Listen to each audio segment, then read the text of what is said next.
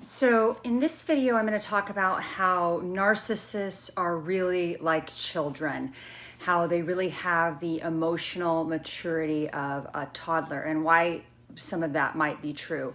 So for one, narcissists tend to focus exclusively on themselves. They have what's considered pathological and toxic self-centeredness. And adult, narcissists process things emotionally the way that children or toddlers do. They have sort of what's considered like arrested emotional development. The emotional development that occurs in most children throughout the years as they mature does not occur in the narcissist. It's basically like they're stuck in in toddlerhood or childhood. And this is because of either abuse, neglect, or objectification from spoiling and sort of being coddled, put on a pedestal by the parent. And so it's sort of like, think of it like their mind is locked in this place of toddlerhood where they're trying to sort of defend themselves like a toddler would. It's almost like it's stuck in a state of trauma. And, young children and babies are not really capable of understanding or meeting the emotional needs of others. They just can't see that others are different from them. That's normal for a toddler. It is not normal for an adult. But so for instance, like if there's a toddler and the toddler's mother is crying and upset, or doesn't feel well, they're sick, the toddler doesn't have the ability to sort of stop crying and to take care of that mother's needs, because that would be, they don't have that capability, and nor should they. They're toddlers, right? But that is sort of the same mind of an adult narcissist. So, the same way that a toddler is an adult narcissist, if they're your partner, they don't have the ability to, imagine what you're feeling and to stop their tantrum so that they can meet the emotional needs of another adult. They just don't have that capability. They have this very low level of emotional intelligence. It's like stopped. It's retarded. And what I mean by that, like the growth has slowed. It's stopped. So they have not matured beyond that emotional maturity of a toddler. So they have, so let's see. So they see one of the ways they experience the world is that they see feelings as facts, the way children do. They're not able to look at it and go, oh, my feelings make excellent servants, but very poor masters. Their feelings, to them, if they're feeling it, it's a fact. And they're unable to sort of separate themselves from their feelings and look at it in a more logical way. Everything and everyone in the world, to them, all their caregivers or the people in their lives, are extensions of themselves. They look at it like the way children do, as if their caregivers, revolve around them. This is developmentally appropriate for a toddler, but it is not for a grown-up, narcissistic male or female, for an adult. The idea that they are just 1 in 7 billion, that we are just little tiny people that need to fit into the greater world around us and accommodate to the greater world around us just does not occur to them. They cannot, they have this, again, the emotional makeup of a toddler. They can't really see that they're just 1 in 7 billion. They need to feel special, entitled. They're special. They're like the toddler, where they think the world just revolves around them. And the idea that the world does not evolve around them does not even occur to them. So, just like it doesn't occur to a toddler that the world doesn't revolve around them, neither does it occur to a narcissist that the world does not revolve around them. It's like they have arrested development. So to a child or a toddler or baby, they think that their parents exist only for them. And again, that's developmentally appropriate for that age, because that's part of eventually people mature out of it. That's part of being a toddler. But that's the same with narcissists. Narcissists think that parents exist only for them. They think that their partners exist only for them. They even think that their children exist only for them. They cannot separate themselves as authentic, distinct people from others. So that's why sometimes you'll feel almost like if you're in a relationship with them, as if there's like this parasitic situation going on where, you almost feel, if you're in a relationship with one of these narcissists, I know you know what I'm talking about, you feel kind of like you're their parent. You might feel like you're like they're your child, and that is that is what they create in almost all of their romantic dynamics. Is they create this parent-child dynamic. So you'll know what I'm talking about if you're in relationship with them. Narcissists tend to feel like they're acted upon. They're very reactionary. In their minds, they're like things are being done to them. They don't understand why this is happening. They don't understand why somebody's leaving them again, even though they cheated, they lied, they gaslighted. They tend to throw their arms up and like, I don't know why this is happening. I'm just like a boat out on the ocean and I don't know what's happening. But so they don't take any personal responsibility for their part in like relationship dynamics. They're not like, oh, well, I did cheat and lie and gaslight, so maybe that's why this person is leaving me or divorcing me. It just doesn't occur to them.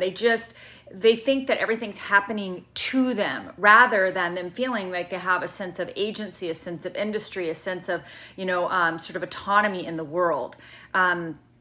So they have no sense of having responsibility for any of the things that happen to them or personal responsibility. They're never, ever able to say, this is happening to me because I made these choices. I acted out selfishly. I hurt that person and now that person is reacting. Like they just can't see it that way. They just think, again, like stuff just happens to them. It's like they're powerless children and other people are responsible for them. And that's, that's why their partner often feels like they're parenting the narc. And they seem unable sometimes to make their own choices or even to recognize that they have choices. They're very irrational. They tend to be emotionally immature and quite impulsive. Now, this may be hidden in the covert narcissist behind a mask of perfection and rationality, but inside they're like scared little children. They seem to possess very little insight into why they do the things they do. They have no ability to self-reflect or sort of perform any sort of introspection. And it's like they're simply acting out on impulse. And like kids, they feel helpless. And a lot of times if you ask them why they did something, it's like they have no idea. They're like, I don't know. And they, again, remember these people are operating they are false self. So they have to create a mask that appears competent and mature. It's like a mask that they're sending the world of an adult, and inside they're this tiny little toddler. Again, they're always the victim. They cannot take any responsibility for their actions. And narcissists seek to sort of avoid growing up. It's almost like they're the eternal Peter Pan. They have this refusal to grow up. They're very self-centered. They can be aloof, petulant, sort of brattish. They can be tantrum throwing. And sometimes that tantrum is in the form of, as passive-aggressive, silent treatment, stonewalling, thumb-sucking. They won't talk to you sort of tantrum, hiding in their room tantrum. They tend to be very demanding, but that demanding can be very under the radar. In the covert narcissist, it can be very hidden. They tend to be very haughty, sort of better than, very superior, infantile, and very childish. So it's sort of like they're really avoiding adulthood. They don't, and they will do this. You'll see often they may get with somebody, like instead of like having their own children, creating their own families, they tend to, you'll often see them, they'll like get with other people that already have children, that have already done all the work for the children and are already raising the children. So the narcissist can slip into that family and become one of the children. You may see that. It's very, very weird. So there's a discrepancy between their actual age and their emotional age. You have to look at them like you are dealing with a toddler. And yeah, so they may be very childish in how they avoid adult chores, like adulting, like cleaning, cooking, grocery shopping, making decisions, like having their own children, or, making a decision on where they're going to go for vacation. They tend to often, especially the covert parasitic types, they're going to get often with somebody who's like very strong and a good decisive or decision maker, and maybe somebody who is sort of mothering. That's very, very common because they want to be mothered. And again, they're going to evade adult responsibilities, especially when it comes to emotional intelligence or communication. They don't think they have to talk to you. It's okay for them to have their silent treatment tantrum because they're toddlers. And again, yeah, often they don't raise their own children, and they can sometimes be, they won't get married because that would mean that they have to grow up. They have to be a husband or a wife or an adult, and that's very difficult for them. They don't want to do that. They don't want to maintain a home or do normal regular chores or make their bed every day. That's just not what toddlers have to do, and they want the other people in their lives to do that for them. They do not maintain adult relationships. They avoid conflict. They won't have like normal adult friendships or sort of romances. They just don't, because that would require being able to have, healthy discussions, arguments, work through the arguments, work through conflict. These people are not adults. They look like adults. Internally, they are toddlers. And they may remain with a weird attachment to their family of origin. And I'm not saying that they even spend that much time with their family of origin. I mean that they have this weird attachment to them where they're like that constant child trying to impress their parents, when they're 50-year-old, adults, right? They have a delayed adulthood. They want to be this eternal child. They want to be, you'll often see this, especially with the spoiled narcissist. They want to be smothered. They want, the smothering, the doting, the spoiling. That's what they want, and they get addicted to that, and they want to continue doing that as adults.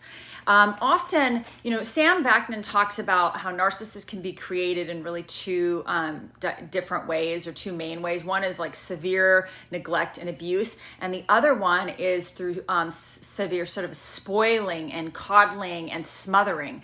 And either way, whether that child is put up on the pedestal and objectified, or put under a pedestal, or squashed under a pedestal and objectified by abuse, either way, it doesn't really matter that much, because either way, this child is being abused. They are being turned into an object instead of a distinct being, an entity. So if the narc is the product of excessive pampering, spoiling, objectification, they become addicted to it again. And sometimes in these family dynamics, a parent is living vicariously through their children. If the narcissist can be a product of like this, again, very excessive pampering, sheltering, and when they grow up, they refuse to grow up, and they think that someone has to treat them like that when they start, when they're 40 years old. And they want to, sometimes when they get with, like if they get with somebody who has children already, the narcissist will become, in their minds, like competitive with that child. They want to get more of the tension from their partner than that child, because then they feel like they're like the better child. They feel, again, they feel entitled to this excessive spoiling, pampering, sheltering, and they will expect that from their partner, who's supposed to be their, romantic partner. And they often, they sometimes can even envy the children, even if they're their own children or they're their stepchildren. Secretly, they may be in competition with them. They may envy them. It's really weird. But so again, sometimes that child is spoiled, put on a pedestal, objectified, or they're severely abused and neglected. But either way, they become an extension of the parent. They're under enormous pressure to fulfill the parent's unrealized dreams and hopes. That parent often will micromanage the child. The child is kind of an inert container for the parent's psyche. They're not allowed to develop autonomy, a sense of personal self, a sense of strong boundaries. They're just none of that is fostered. And anyone who enters this child's life, according to that parent, is considered sort of competition. It could be the mother-in-law, subtly competing with the daughter-in-law or the girlfriends. whatever it is, there's some sort of weird competition going on there. So this, often this type of narcissist is going, well, all narcissists, they're going to create a false self that it's impenetrable, it's invulnerable, it's all powerful, all knowing, it's omnipotent, not able to experience pain. So just totally, immune to pain. And this false self is sort of everything the narcissist wishes they were, but they aren't. And so the false self is the one who interacts with the offending or hurtful parent. This false self is the one who interacts with the world when there's any chance of pain. And eventually the false self can become all there is. I mean, originally there is a real self behind that false self, but the more the narcissist engages with that false self and sends that mask, that representative, that false self, the more atrophied and dilapidated and diminished the real self becomes. Often parents with mental health issues, addiction, they could be adult children of alcoholics themselves. They could have personality disorders, bipolar, borderline, or some sort of mental health issue. They definitely have a higher chance of creating a narcissist. And again, these narcissists in relationships, when you're interacting with them, you may be like, wow, I feel like I am dealing with a small child here, especially if they're in the narcissistic collapse, or if they're in the middle of the discard, and you may see tantrum throwing, you maybe see them hiding out in their room. Some are even known to, pee into jars, or to isolate, or to become nonverbal. You just may see almost like they're thumb sucking babies, and you literally have no idea like what is happening. It's almost like they're decompensating. They're becoming this they're reverting to this toddler like, this childlike state. And that's what you may, if you're in a relationship with one of these people, be prepared. You are going to be in a relationship with a toddler. You are not in a relationship with a partner. You're not in a relationship with an emotionally mature human being or an adult who can communicate with you in an honest, authentic, straightforward way. You're not in a relationship with somebody who can, face conflict, work through it, communicate, go to therapy, be honest in therapy, work through therapy.